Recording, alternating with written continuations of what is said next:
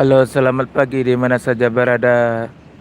Jumpa lagi dengan channel Erman Yunus. Jangan lupa segera like, share, dan komen. Hari ini live secara langsung di Terminal Palembang kilometer 12 Sumatera Selatan.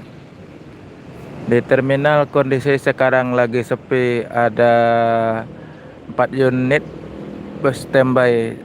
Ada 3 unit Sinar Jaya Jetbus 52 dan Jetbus 31, dan satu lagi ada Adi Prima dengan Jetbus 3 kelas sleeper.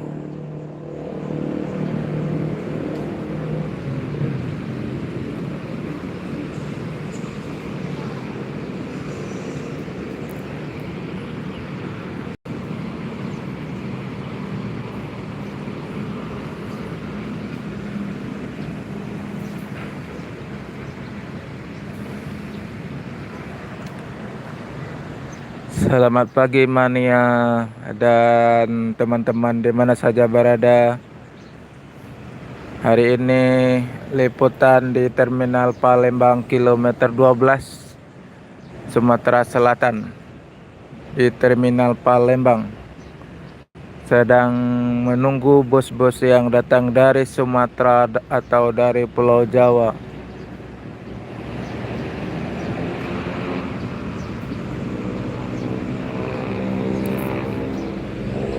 Keadaan kondisi di terminal sekarang lagi sepi, belum ada kelihatan bus yang masuk.